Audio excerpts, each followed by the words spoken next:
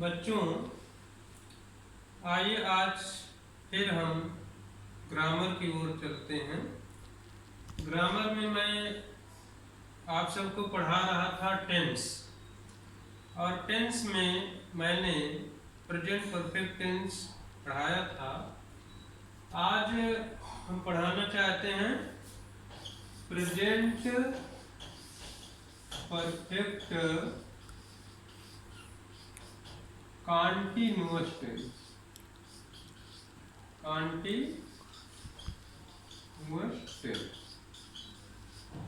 Present perfect continuous tense. बच्चों, सबसे पहले हम इसकी पहचान बताते हैं कि कैसे आप जानेंगे कि कोई sentence present perfect continuous tense का है। तो इसकी पहचान ये है कि इसके अंत में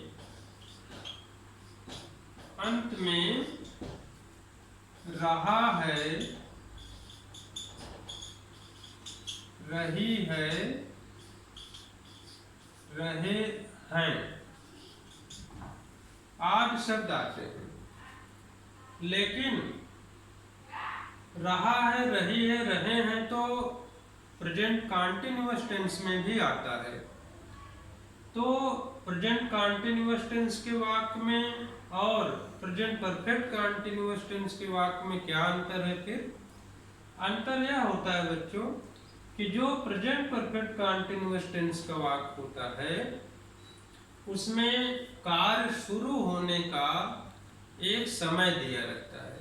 कब से कार्य शुरू हो रहा है वो दिया रहता है, जैसे 4 दिन से, 5 दिन से, 2 महीने से, साल भर से, इस तरह से उसमें एक समय, उसके शुरुआत का समय दिया रहता है, तभी वो प्रेजेंट परफेक्ट कॉन्टिन्यूअस माना जाता है।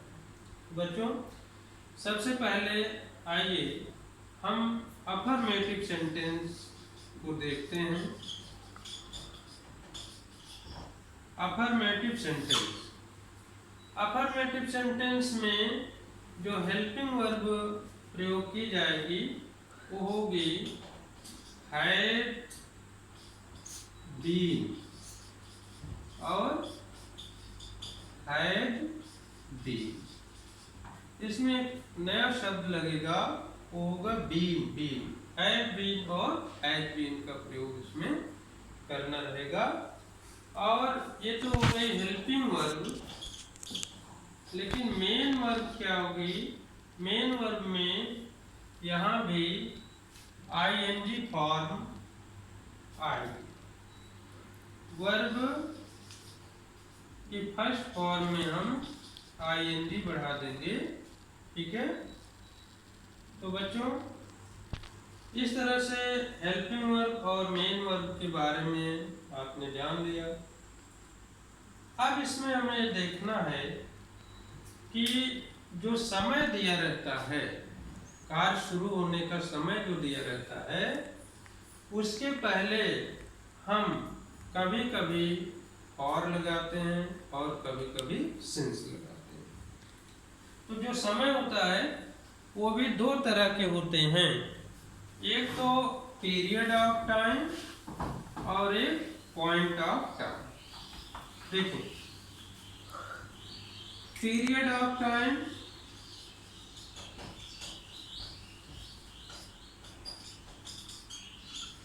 और पॉइंट ऑफ टाइम।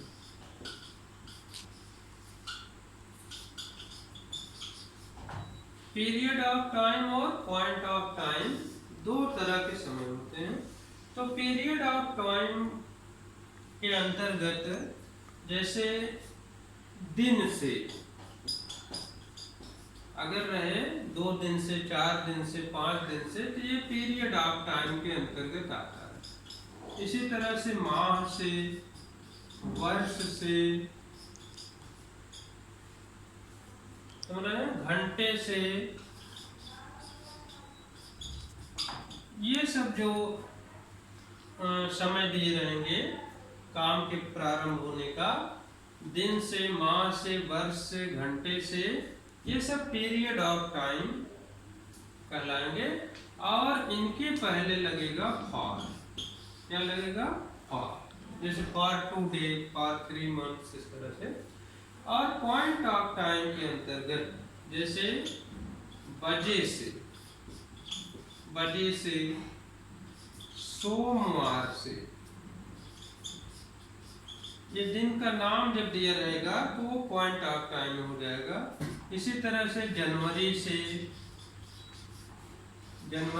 महीने का नाम रहेगा, तो वर्ष मान लीजिए है सन 1915 से, तो ये जो होंगे पॉइंट ऑफ टाइम होंगे। और इसी तरह से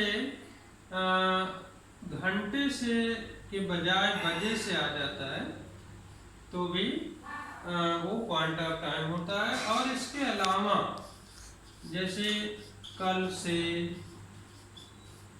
आज से, सुबह से, शाम से, पिछले माह से आज, इस तरह के जब रहेंगे तभी वो पॉइंट ऑफ टाइम कहलाएगा। और जब पॉइंट ऑफ टाइम होगा तो वहां पर हम प्रयोग करेंगे सिंस। तो ये ध्यान देना बच्चों कि जहां पर पीरियड ऑफ टाइम रहे वहां पर पार लगाइए, और जहां पर पॉइंट ऑफ टाइम रहे वहां पर सिंस लगाना। तो आइए हम एक दो वाक्यों को करके देख लेते हैं।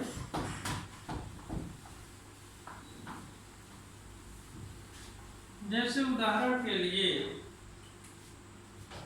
किसान 4 बजे से खेत जोत रहा है। किसान 4 बजे से खेत जोत रहा है। इसमें बजे से समय शुरू होने का टाइम दिया है और रहा है अंत में आ रहा है, तो प्रेजेंट परफेक्ट कंटीन्यूअस टेंस का वाक्य हो गया। अब इसमें देखिए सबसे पहले सब्जेक्ट लिखेंगे हम द फार्मर। अब फार्मर चूंकि एक वचन है, हैज का प्रयोग मैंने बता दिया है प्रेजेंट परफेक्ट टेंस में ही एक वचन के साथ हैज और बहुवचन के साथ हैव लगता है। तो द फार्मर हैज, अब यहाँ बीन लगाना होगा। द फार्मर हैज बीन, अब जोतना का अंग्रेजी plough, PLOUGHING, ploughing. The farmer has been ploughing field. अब कब से जोत रहा है? 4 बजे से। तो बजे से के लिए सिंस आएगा क्योंकि पॉइंट ऑफ टाइम है। Since 4 o'clock, since 4 o'clock। इस तरह से the farmer has been ploughing field since 4 o'clock। ये बात हो गया। अब इसी तरह आप देखें जैसे बच्चे 2 घंटे से शोर, बच्चे 2 घंटे से शोर मचा रहे हैं। बच्चे 2 घंटे से शोर मचा रहे हैं, तो क्या हो जाएगा? द चिल्ड्रेन आर, नहीं sorry, the children have been making noise. अब कब से? 2 घंटे से, तो फॉर 2 hours। तो इस तरह से बच्चों देख रहे हैं हैज बीन का प्रयोग करना जानिए और साथ ही सिंस और फॉर लगाना जानिए, तो ये अफर्मेटिव सेंटेंस का अनुवाद हो जाता है। इसी तरह से हम कुछ सेंटेंस आपको देंगे, उसे करिएगा। ठीक है, आज इतना ही। Thank you.